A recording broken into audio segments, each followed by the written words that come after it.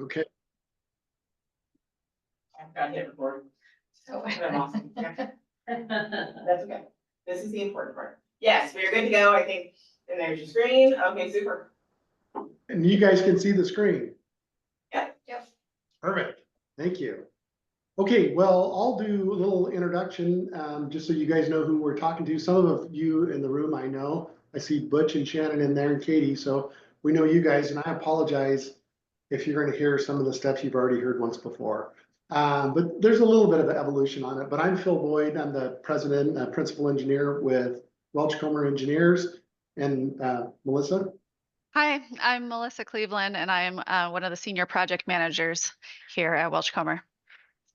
And so part of our design team, in addition to our firm, is GGLO, who's an urban designer. They do a lot of public engagement as well. Bernardo Wills, our landscape architect, and then Recraft, who's a public engagement company. And I'm glad to take questions as we go along. And so we'll attempt to pause as we move along. And if you guys have a question, shout out and we'll pause to answer it. And then one thing is that we have tweaked the presentation just a little bit since we put it in the packet last week. So if you're following along with your packet, don't be alarmed. Yep, we've moved it a little bit. Thanks, Melissa. This is the project area. Let's see here. I'm even actually going to get to annotation, I think, here. So, which the black boundary is the historical boundary, and the kind of tan colored area here is where there are planned improvements. And so that's the area we'll be kind of working you guys through, some in more detail than others. From a really big picture standpoint, one of the things that can be challenging is understand, where we're starting and where we're ending on projects like this. And so we have show in this exhibit here where this master planning portion, a lot of that has already been done. I'll show you an exhibit here in a second. There's just been a lot of master planning that has gone on in the downtown. Where we're at is this phase right here, working through concept design. Once we get out of this phase, if the council elects, they'll move to a general obligation bond. If that is successful, it would move on to preliminary and final design in kind of the summer and fall of 25. And these are estimated schedules, so we won't etch them in stone. If we get through final design, in theory, it could be bid in 26, construction could start it. And then it's probably a couple year project to build it. And then once it's done, ultimately what we're after is activation. And what your community is after is activation to generate economic development. And so that's kind of really the core objective of a project like this. There's all the below grade infrastructure that has to happen. There's the streetscape that needs to be reconstructed once you tear up the underground infrastructure. But ultimately, in addition to accomplishing those things, which are super important, generating a place where people are comfortable to go, customers, which support businesses, which then support buildings, and the owners of those buildings want to invest because they can have tenants in those or owner operators in those buildings, which then if the buildings get invested in, it increases the tax base. And so that's one of the positive outcomes of projects like this. It's not just about bricks and mortar. There's something, a bigger plan ahead. This is a zoom in on the section that we're on right now. We started the project back in May, and this is a bunch of the elements we've been working through. And just like this shows, it's a big funnel. We're taking public input, working on different concepts, taking them back to the steering committee, and we go round and around, ultimately to get to a final product. We're right here tomorrow night at the library. We're going to do the last general public meeting. And once that's done, we're going to really finalize the concepts and estimated costs. And then we'll go to city council in December. So that's kind of the process that we're moving through. One of the other things, as we have attempted to communicate this project to the Lewiston community, one of the questions we got is, why do one big project like this? Why not do it piecemeal? And why does this make sense? And so this graphic is attempted to show that there's two parts to projects. Sometimes they're just utilities where you cut up the ground and replace a water line, if that's the only thing that's bad. And sometimes you just do streets. In this case, the utilities underground are really what are driving this, plus the fact that the city has identified Main Street as its #1 arterial improvement project, minor arterial improvement projects. There's other minor arterials, Bryden, Thane, that need improvements, but the city council has identified Main Street as the #1. Then you have all this underground infrastructure that you guys have probably seen in the newspaper and the Tribune, the images of the city crew out there repairing leaks, taking care of vaults that are falling in. It's just really old infrastructure. Well, those two things combined kind of start to say, well, we should consider maybe doing one big project to replace everything. Then some ARPA money comes along to fund a water line improvement, about $3 million. And I think when that happened, the mayor and Dustin Johnson started thinking, well, wait a second here. We've got some arterial money, dedicated arterial money. We don't have enough to go do one big project. But if we could get a general obligation bond, we could go do one big project, borrow the money and go do one big project, because that's way more efficient from a cost standpoint, also from much less disruptive, where if you replace a water line, patch the street, then you go replace the sewer line and patch the street. That's really inefficient to do it that way. It does require borrowing money, which, as you guys know, it requires a vote of the people, but because the city has these dedicated arterial improvement funds, those would pay the debt service on the general obligation bond. So I'll pause there just for a second to see if there's any questions on that part of it. Any questions? Nope. I think we're good, Phil. Keep going. Okay, I'll forge ahead. So this is an image we developed to kind of show how much of the sewer from the city flows through downtown, which kind of makes sense, right? Because downtown is the low spot. Everything flows to the low spot and it gets pumped across the river to the wastewater treatment plant. This doesn't show the two sewer districts that actually discharge their wastewater into the city system. It just shows the city system. So technically, every toilet that flushes in Lewiston goes through downtown. And that's why that infrastructure is so critical to have it upgraded in a new condition. This is an exhibit we use to communicate the idea of how excavating the utilities really tears up the street. And so the sewer line you see here, schematically, that's about 17 feet deep. And by the time you excavate that, you're tearing up a bunch of the street. You have storm and water also. And so once you do that, this is looking, down the street. And it looks like, well, I'm kind of tearing up some of the street, but I'm not really disturbing the sidewalks until you look at it from a plan view where you have to do the services as well. Whoops. And so this shows you how much these colors show how much of the horizontal surfaces in downtown would be torn up. And so once you do that, it's not cost effective just to patch it back.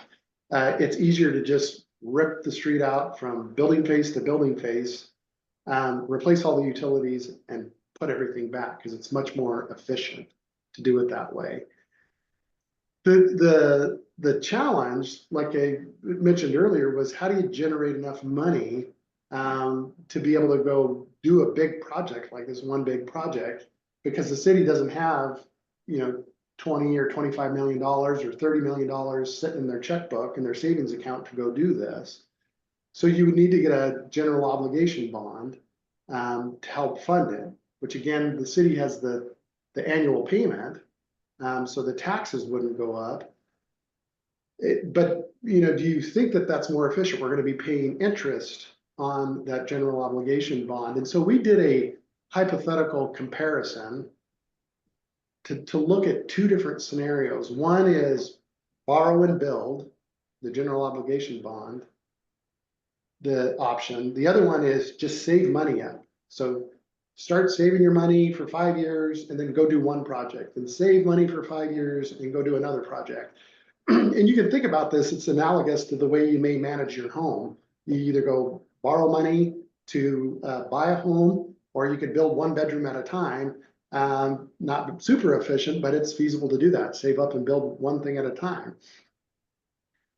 When you look at the borrow and build option, and this is just a scenario that we ran, borrow $20 million, you've got debt service, and I think I've got it, I probably have it at like 5% is the borrowing rate, which is on the high side for bonds.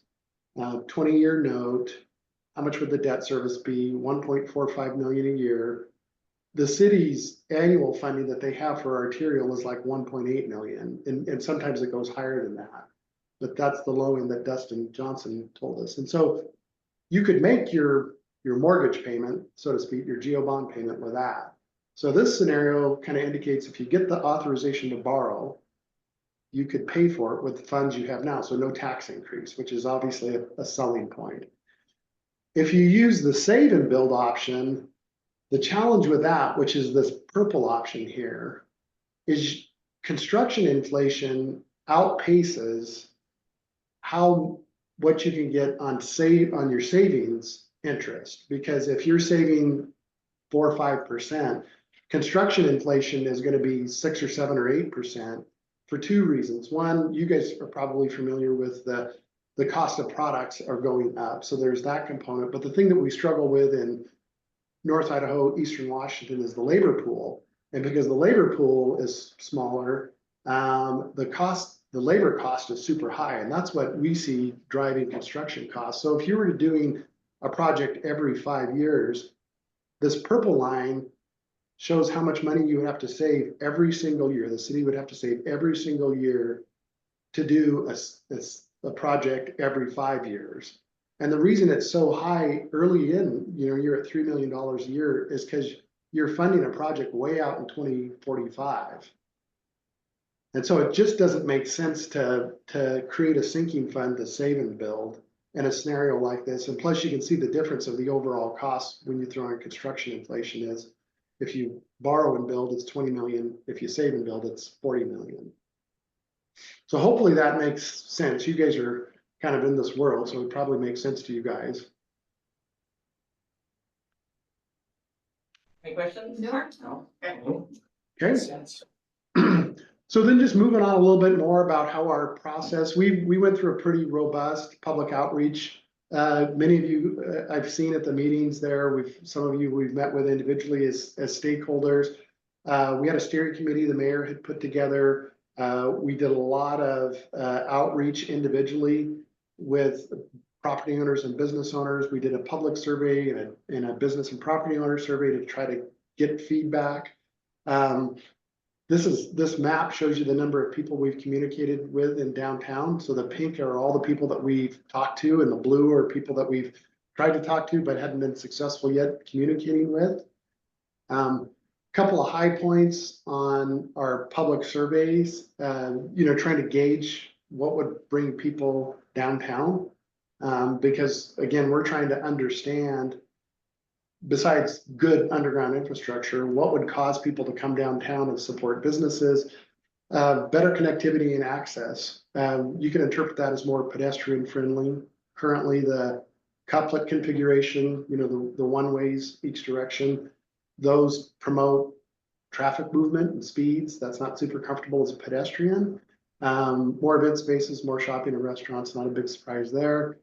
What are priorities for Main Street? Business visibility, parking retention. We hear about parking in all the communities we work in, destination amenities, space on sidewalk for activation, which again, that makes sense. You guys have great weather in Lewiston a lot of the year, and being able to use that sidewalk space, slower traffic speeds.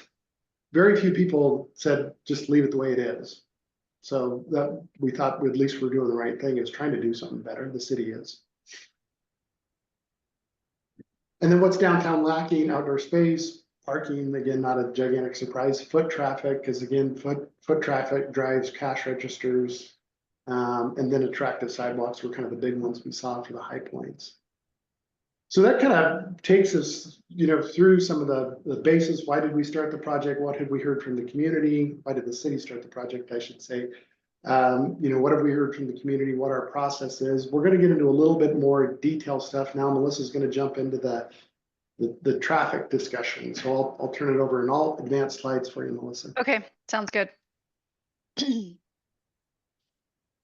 So one thing that has come up was why switch to two-way traffic, and this had been studied and decided before we got involved, and we, at the beginning of the project, reviewed those past studies and agreed, that two-way traffic was the way to go. But to explain that, the benefits of two-way traffic are that it slows speeds.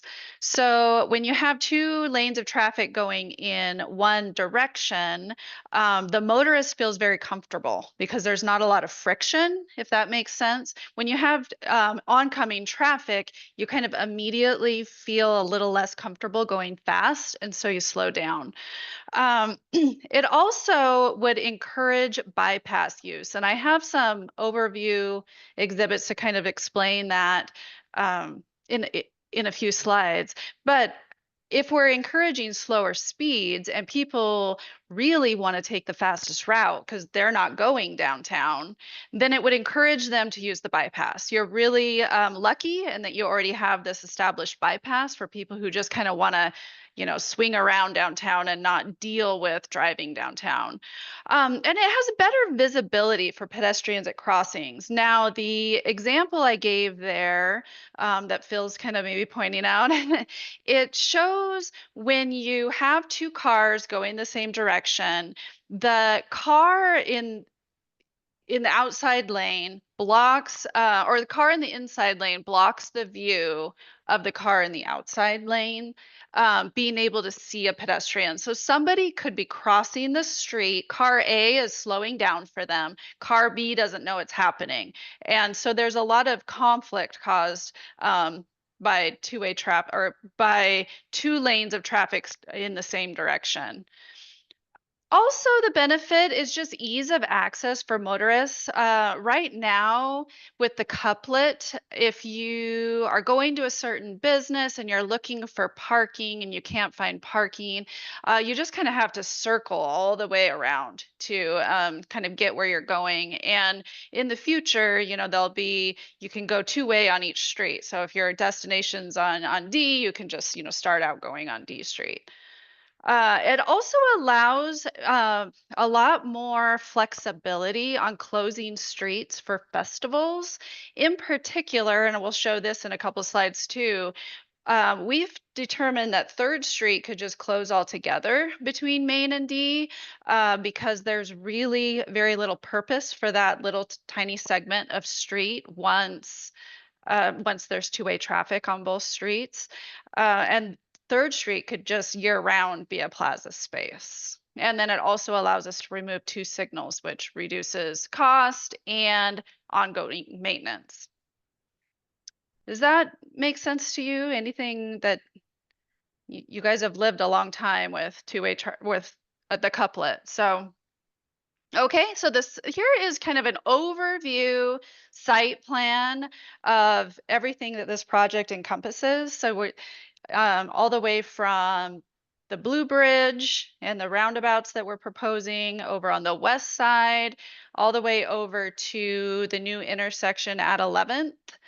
And you'll notice what we kind of wanted to show by this overview is that the entrances into downtown from both sides will have this kind of sense of destination, like you've arrived. You're coming into a different environment from both directions when you enter downtown, which should kind of clue in the motorist that they're entering a different type of space, a space where pedestrians are given a little more priority than the roads that they just came off of. Let's see. Okay, so I'll talk a little bit about the roundabout. So we are proposing 3 roundabouts on the west side, one at D and First, and then 2 down there at Snake River Avenue at First and Main. And I have a few slides to describe. These are necessary when you go to two-way traffic. Right now, your traffic is set up for this couplet. So we have to figure out what to do with these intersections once they both go to two-way. So this is just zoomed in a little bit on those 2 roundabouts down at First, Main, and Snake River. This is what a perspective view of what those roundabouts would look like down there. Kind of more of the street level look at what the roundabouts may look like. And then this is D Street, a street level view. That's a smaller roundabout, similar to the one that you guys have over by the high school, but we'd heard some feedback that that one isn't very successful because people will just drive right through it. So we did put a small island in the middle so that discourage that bad behavior. Go to the next slide.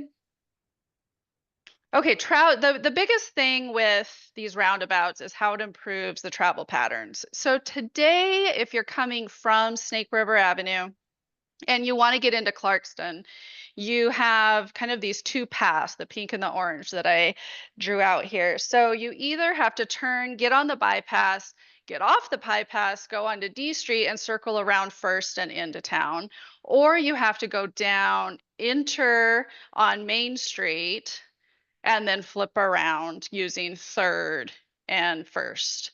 So after, you could basically just go straight into Clarkston. So you don't have a lot of that traffic that's kind of gumming up those streets on downtown will be removed.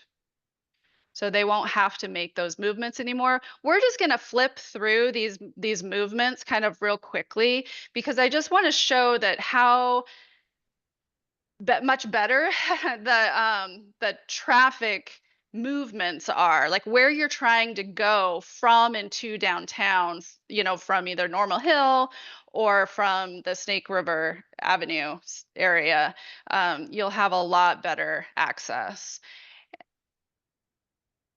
a lot more options on how to navigate this area.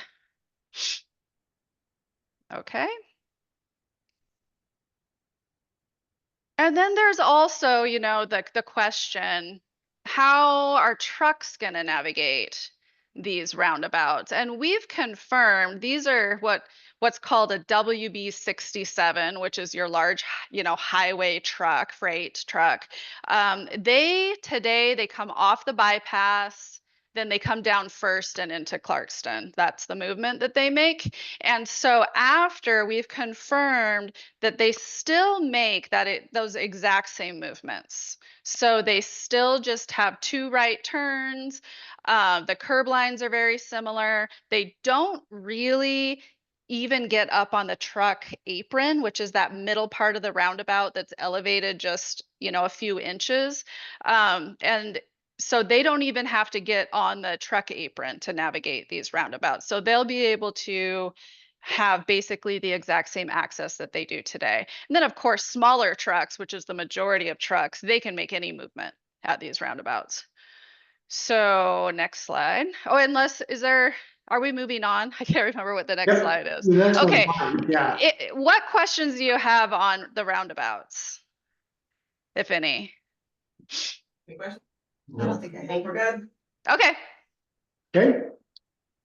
We'll dive into talking a little bit about the streetscape elements. So obviously, I mentioned earlier, we're gonna go in and if the project moves forward and you're tearing up building face to building face, what do you put back? And there's a gigantic range. You can spend lots of money, a little bit of money. The intention is to spend the right amount of money in a way that is consistent with what Lewiston finds important. And that's what we use, the public engagement, steering committee, the business and property owners, and then just understanding overall cost implications. So I'm just gonna start from down here on the end by the roundabouts, and we'll kind of walk through and show you guys some imagery and ideas that were conceived and estimated for the project. So the first one here, as Melissa said, when you come out of the roundabout, you're going slow, but the first thing you come to, you currently have a crosswalk right here, but the idea is to enhance that crosswalk to really get people queued up in their mind. I'm somewhere different. I need to slow down, because the idea is to create pedestrian priority in the downtown as opposed to vehicle priority. Because vehicles don't bring cash registers like people do. So, and this is looking down Main Street, just a view past Fifth there. Here's that 3rd Street Plaza that Melissa was mentioning. This street really becomes unnecessary. To keep it there, you need to go spend $2 million on signals, and the signals don't really do much because the street has such a low traffic volume on it. And Melissa deserves credit for this idea. One day she says, why don't we just get rid of this street altogether? And wow, yeah, that's a pretty good idea. And so we showed that to the steering committee, and we've shown it to the public a couple of times. And the idea was really well received because now you have a nice public space there. Continuing on, there's an image of what D Street might look like from a ground level shot. YMCA would be kind of off to your right here, and you're looking into the 3rd Street to the northeast. Here's some more images of it, just looking into the plaza there. You can see Morgan's Alley in the background. A couple other enhancements on Main Street. Obviously, when you get to Brackenberry Square, that's a super cool space, kind of pulling that in to the Main Street corridor there with the surface features, the brick pavers type of thing, slows people down and creates a nice opportunity to host events in there if Main Street were to be closed. It's kind of continuing just on down between 7th and 8th, showing what it might look like. At New 6th Street, this was another idea. I can't remember where this one came from. And if you guys are familiar with festival streets, it's where there is no curb line. They're called a Wunderhof. And if you've been to Europe or Spokane on Wall Street, those are festival streets. They make it really nice to hold events there because there's no curbs to trip over, and you kind of set up wherever. That's the idea for New 6th Street. Is most of the time it would just operate as a street. But if you want to have a farmer's market on a Wednesday night, you could go in and put in barriers there, and now you have a really cool functional festival street in there. This is what a little sketch looks like, kind of standing back by the furniture store looking into 6th Street. Bumper crop is right here to give you guys kind of reference. There's bumper crop. There's another shot looking at it. And then the last one here. This is just to show you a street cross section from 6th to 9th, retaining the angled parking that's in there. And then on 9th to 11th, you guys may be familiar with this, but the right of way for whatever reason is super wide down there. And as we started looking at it, we're thinking, well, shoot, we could get angled parking in on both sides of this. And so there's angled parking in there. Plus, this is 11th Street right over here.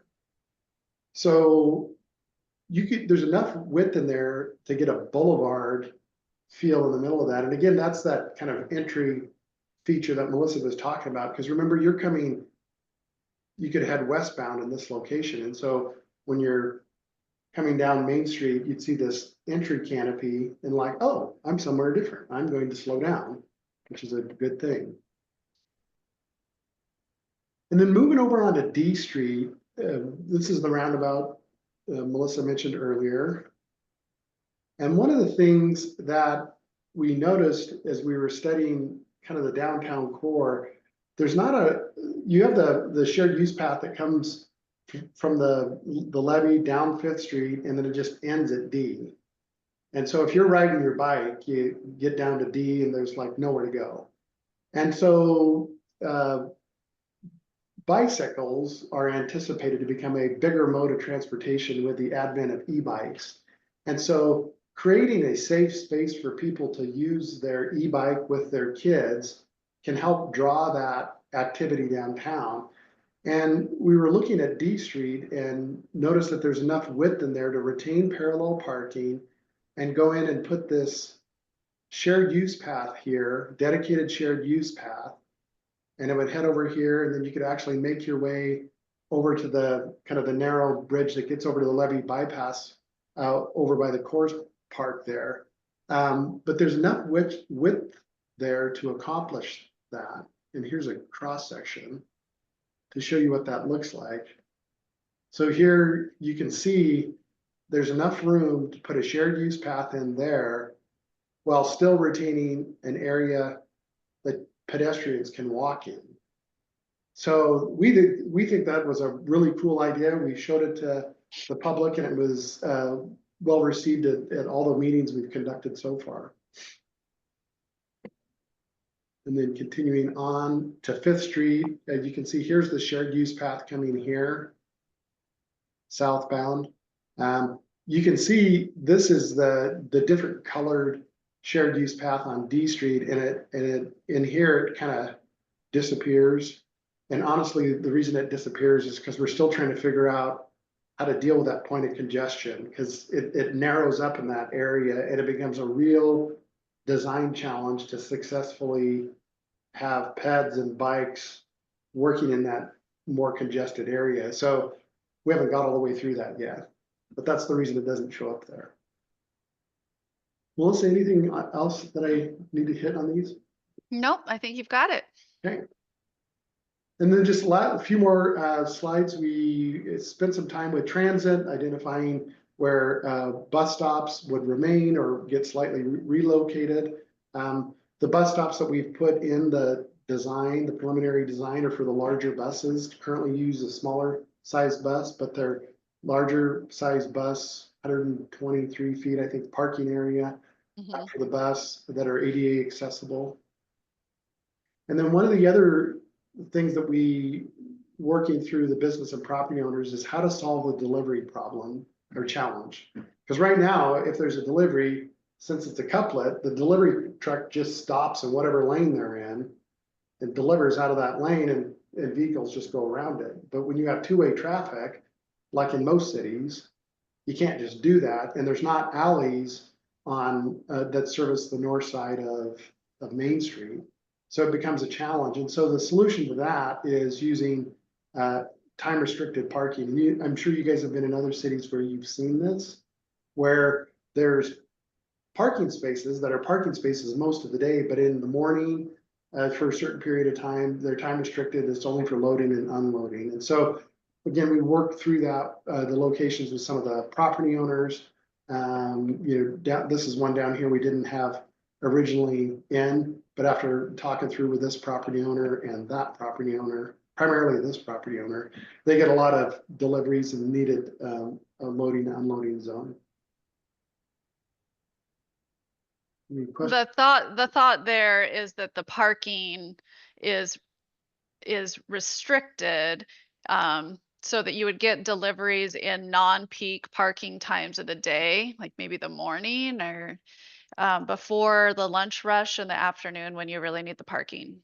So it would take a little more coordination with the business owners to get their deliveries during those times. But like Phil said, other cities do it.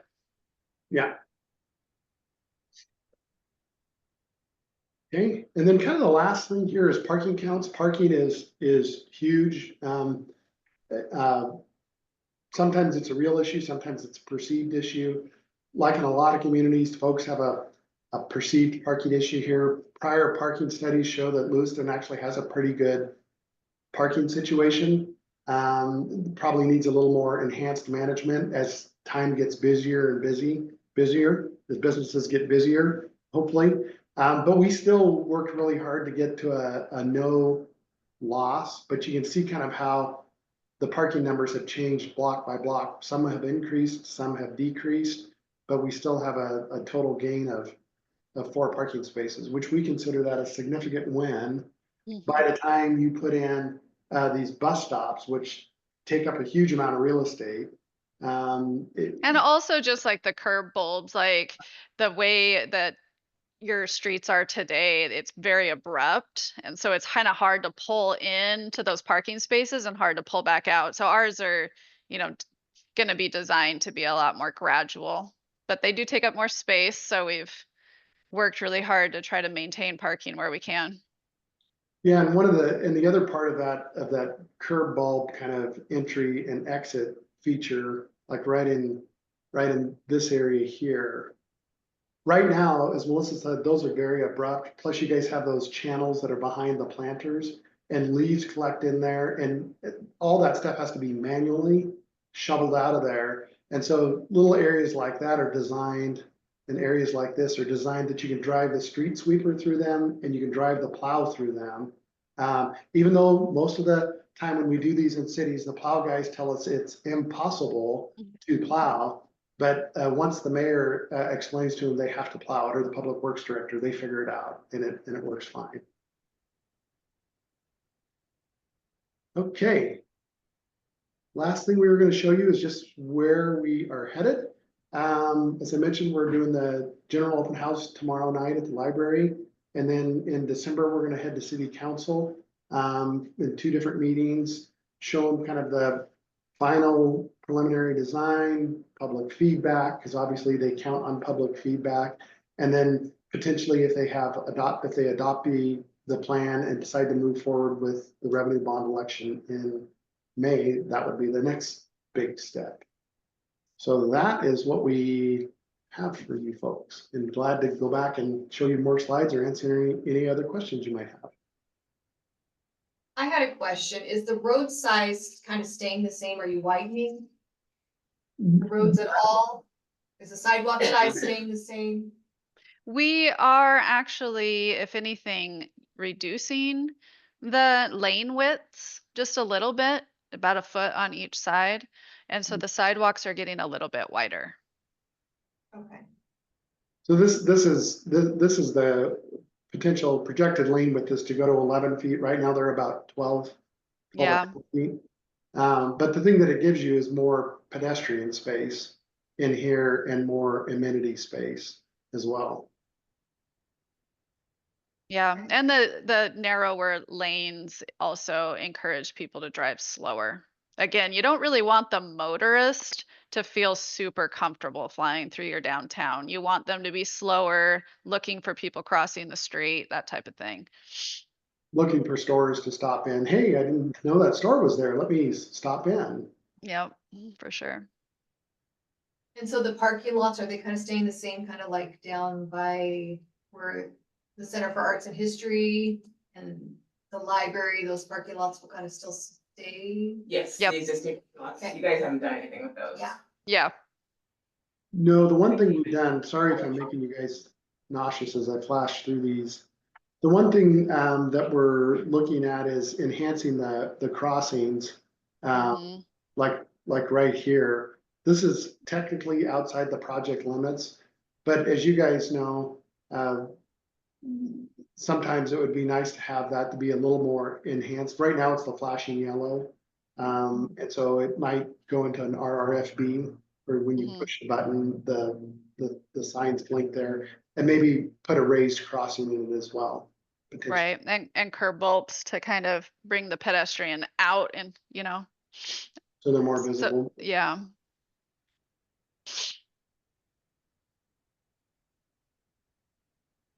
Oh my gosh. Any other questions from the board? No, I like it. Excellent. Cool. Okay, I don't think we have any other questions. Okay, well, thank you for having us.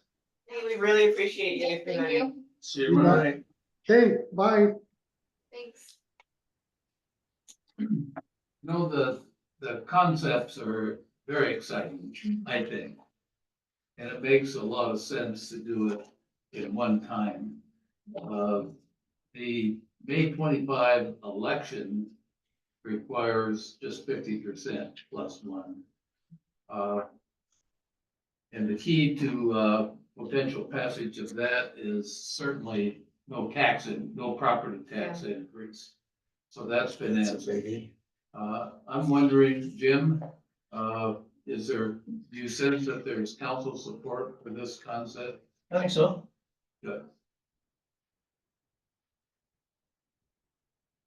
So from the URA perspective, we're not being asked to help with anything at this point. Not We're just- yet. Okay. Yeah, but we'll talk about that a little bit more in our next. Okay, perfect. All right. Anybody else have any comments on that, or we move on? I think we can move on. Okay. So we'll move on to more comments. I guess you can add your comments into the Oh, no, we should be at review of revenue. Oh, sorry. Area number seven. final review for reimbursement for revenue allocation area number 4, Main East Main. No, you should have one more in there. Oh, you're right. Review of revenue allocation area number 7, downtown plan and projects. Okay. I'll check on that. That's not that. So this is our RIA that kind of follows at least a portion of the area that they're talking about in Reimagine Downtown. So I thought this would be a good meeting for us to do our kind of overview of that area and the projects that are covered in it and the monies that are and then will be available. So just like we've been going through all of our other revenue allocation areas, same kind of idea. This is kind of like high level review, just reminding everybody of what it is. So, area number 7, so this one was formed back in 2021, so it expires December 31st of 2041, that's our 20-year term. In your packet, and I'm sorry, it ended up being really small, it was meant to be an 11 by 17, and it's not. I took some time to calculate out the estimated increment from now until the end of the term. The original increment estimates were that there would be 10.2 million by end of term. But that did not take into consideration the changes that the legislature made in how commercial versus residential properties were taxed. So in looking at what our current increment is, which is $245,000 a year, that would put us at a projection of about 4.2 million by end of term. So a lot lower. I don't know if there will be additional changes at the legislative level that might increase that amount of increment as we go on. I did not do any sort of like percentage increase or anything. I just flat did it. That's usually just, in my mind, it's easier and it's safer. Yeah. So keeping that in mind, the 4.2 that we're currently kind of hanging out with, and that's, again, not until term, which is the 2041. Right now, we're standing at $328,306.15. That's what's in there right now. So keeping those dollar amounts kind of in mind, I provided you with a map, which does cover a majority of the area, also covered in the downtown project area. And then in the packet, there were from the plan, kind of outline the different projects that had been identified. Now, I know that the board had previously talked about Twin City Foods and what can we do with Twin City Foods. So the purchase of that property is not one of the projects that was identified when the plan was put into place. So as a general reminder for the board, amending a plan is extraordinarily difficult and usually frowned upon by the state now because of the changes in the laws. So ultimately, the board would need to concentrate on the plan, on the projects that were identified in the plan and how we might fit those in. So that can be, you know, projects separate from the city, or I think that there is opportunities for the URA to partner with the city either on this project or subsequent projects. Where we are taking care of the projects that are identified in our plan, as well as the projects that the city has identified in Reimagine Downtown. So specifically, items that were identified in the downtown, RAA were things such as wayfinding, rebuild of streets, parking, a parking garage was discussed. And the note says over the long term, a parking garage should be evaluated. Flood control, which would be stuff with stormwater, so a lot of that kind of goes into the street rebuild. Water mains and wastewater lines were also identified, and so that's a large portion of what Reimagine Downtown is focusing on. For the replacement of both of those.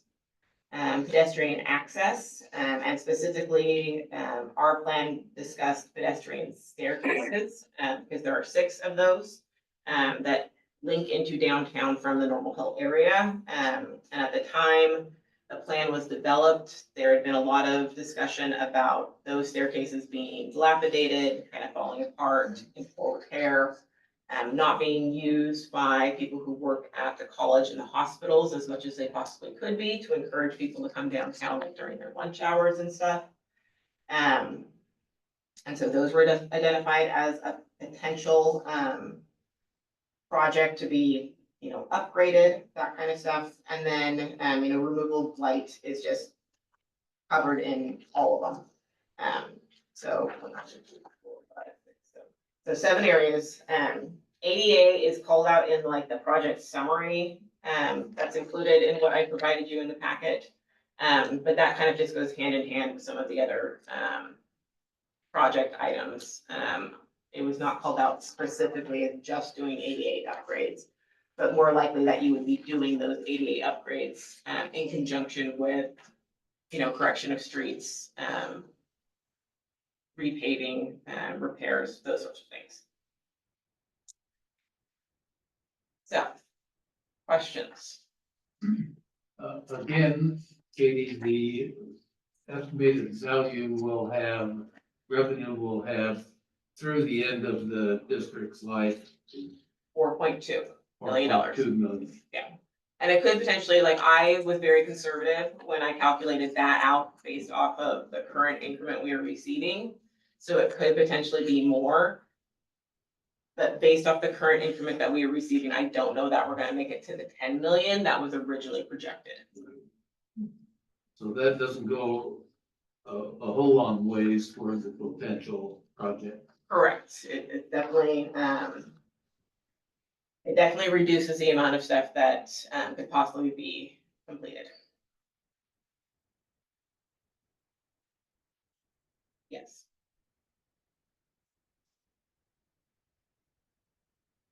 Any other questions about? Well, I was just thinking if water mains is a big issue on here, but they're already getting grant funding for water mains with the city, that probably would want to be our first choice because they're already receiving some funding elsewhere to kind of. I would probably defer to our city engineer, Luke. My understanding is the ARPA funds we received, while generous, are not enough to complete all of the water line work. So like I said, this is kind of the beginning of the question. Yeah. I'm not 100% sure where we will interface with the city on a potential project. I think it kind of depends on where things go with that general obligation bond. And where that additional need might be that we can partner. Stay tuned. Yes, and I mean, much like the other areas, this is something just to kind of keep it fresh in your mind and make sure that everybody understands what is in there, what's not in there, and what the money situation is looking like. So that as these things are coming up, as we have people like Welch Palmer who are working on a project with the city, this board is kind of aware of what the possibilities might be for us to partner. Luke, do you have anything to add to that? No, I think that the project list there is, it meshes really well with exactly what the project is looking to do. And so clearly it was a need and well seen before. This is what needs to happen downtown. The ARPA funds aren't quite enough to do all of the water line. So a big project like this would help complete all of that, and the ARPA funds would kick in towards it. And then, as long as it happens quicker, I think we've got to have them spend it by the end of 26. So It'll all play together, but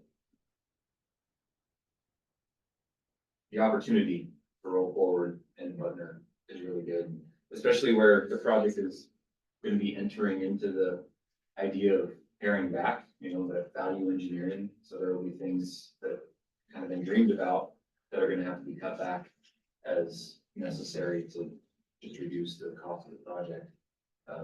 And the URA could potentially, you know, retain a good pedestrian crossing that maybe we would have had to make not tabletop. You know, we might have had to push it down and just make it a normal painted crosswalk. URA might, even with $300,000, could help retain some of those more pedestrian friendly amenities. So we have to spend the ARPA funds before or by 2026, By the end of 2026, they have to be extended. and with the proposed timeline, is that gonna work? Not as part of this project. So there's a separate project being bid now to try to reconstruct some of the mains downtown. And whether or not we actually hit Main Street is dependent on what happens with the project you were just presenting. We will spend the money, it just might not be under Main Street. Depending on how everything shakes out. All right. Anything else? Any other questions? So we'll probably, I mean, we've been trying to hit all of these, you know, every couple of months, so again, this will probably roll through your agenda again, in a few more months. Okay, good. All right. Moving on, we'll talk about the final reimbursement for revenue allocation area number 4, Main East Main. Okay, so as you saw on, the financial summary for, October, there was just that little tiny bit, about 4,800 and change, left. And so, the final 4 checks will be, $2,805.82 to the city, $1,661 and $61.28, excuse me, to Nez Perce County, $392.44 to the school district, and $33.76 to the board, for a total of $4,893.31 total, and that Here's that one. empties out Main East Main. Excellent. Okay. Awesome, thank you. And what after that, All right. unless there are questions. I don't have any questions. Anybody else? All right, we'll move on to board member comments. Anybody got any comments? No? All right, move on to staff comments then. I don't really have any comments, except, anyone unable to attend, our meeting in December. Yes.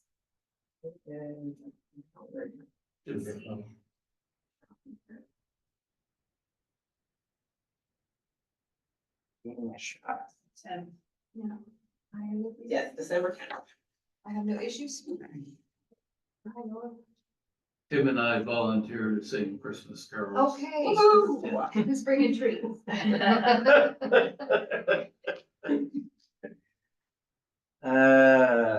This could be fun. All right, no other staff comments? Okay, then I'll entertain a motion to adjourn. Motion, so motion. Second, Second. all right, all those in favor say aye. All right, Aye. Motion passes. Meeting adjourned. thanks, Sheila. Yeah, thank you. Thanks, Dad. Bye, everyone. Bye. See ya. I need to bring that to our Christmas party on the 10th.